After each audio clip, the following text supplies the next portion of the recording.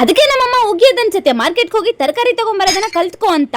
So ಮತ್ತೊಂದು ವಿಡಿಯೋಗೆ ಮತ್ತೊಂದ್ಸರಿ ಸ್ವಾಗತ ಅಂತ ಈ ವಿಡಿಯೋನ ಸ್ಟಾರ್ಟ್ ಮಾಡ್ತಾ ಇದ್ದೀನಿ. ಮಾರ್ಕೆಟ್ಗೆ ಏನಕ್ಕೆ ಬಂದಿದ್ಯೋ ಅಂತ ದೇವ್ರನೇ ಗೊತ್ತಾಗ್ತಲ್ಲ, ಆದ್ರೆ ವೆಜಿಟೇಬಲ್ಸ್ ತರಕ್ ಬಂದಿದ್ಯೋ ಅಂತ ಪ್ರೌಡ್ ಮೂಮೆಂಟ್ ಬೇರೆ ನಮಗೆ. ಇನ್ನ ಈ ಮಾರ್ಕೆಟ್ ಅಲ್ಲೂ ನಾನು ಹುಟ್ಟದಾಗಿಂದ ನೋಡಿಲ್ಲ ಆ ತರ ವೆಜಿಟೇಬಲ್ಸ್ ಎಲ್ಲ ಇದಾವೆ. ಇದ್ರ ಮಧ್ಯೆ ನನಗೆ ಬಂದಿರೋ ಒಂದೇ ಡೌಟ್ ಏನಂದ್ರೆ, ನಾನಂತೂ ಅಮೆರಿಕದಲ್ಲಿಲ್ಲ, ಆದ್ರೂ ಕೂಡ ನಮ್ಮ ಉತ್ತರ ಕರ್ನಾಟಕಕ್ಕೂ ಮತ್ತೆ ಸೌತ್ಗೂ ಇಷ್ಟು ಡಿಫ್ರೆನ್ಸ್ ಅಂತ ಇವಾಗ್ಲೇ ಗೊತ್ತಾಗಿದ್ದು. ನಾವು ಏನೇನೋ ಐಟಮ್ಸ್ ನ ಯೂಸ್ ಮಾಡ್ತೀವಿ, ಇನ್ನ ಬೆಂಗಳೂರಲ್ಲೂ ಮ್ಯಾಚಿಂಗೇ ಇಲ್ಲ.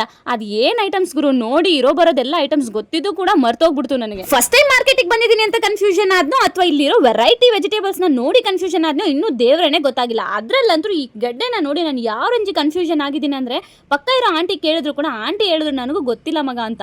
ನಮ್ಮನೇಲಿ ಈ ಗಡ್ಡೆನ ಯೂಸ್ ಮಾಡಿ ಅಡಿಗೆ ಮಾಡಿರೋದ್ರಲ್ಲಿ ಹಿಸ್ಟ್ರಿನೇ ಇಲ್ಲ, ಅದಕ್ಕೆ ನನಗೆ ಗೊತ್ತಿಲ್ಲ ಅನ್ಸುತ್ತೆ. ಯಾವ ರೇಂಜ್ ಕನ್ಫ್ಯೂಷನ್ ಆಗ್ಬಿಟ್ಟಿದೀನಿ ಅಂತಂದ್ರೆ, ಗೂಗಲ್ ಮಾಡಿದ್ರೆ ಗೊತ್ತಾಗ್ಬಿಡುತ್ತೆ ಅನ್ನೋ ಐಡಿಯಾನು ಮರ್ತೋಗ್ಬಿಟ್ಟಿದೀನಿ. ಆ ರೇಂಜ್ ಕನ್ಫ್ಯೂಷನ್ ಆಗಿದೆ ಈ ಮಾರ್ಕೆಟ್ ಹೋಗಿ. ನಾನು ವಿಚಿತ್ರವಾಗಿರೋ ವೆಜಿಟೇಬಲ್ಸ್ ನ ತೋರ್ಸಕ್ಕೆ ಅಂತಾನೆ ಇನ್ನೊಂದು ವಿಡಿಯೋ ಮಾಡ್ತಾ ಇದ್ದೀನಿ. ಆ ವಿಡಿಯೋದಲ್ಲಿ ಸಿಗೋಣ. ಬಾಯ್.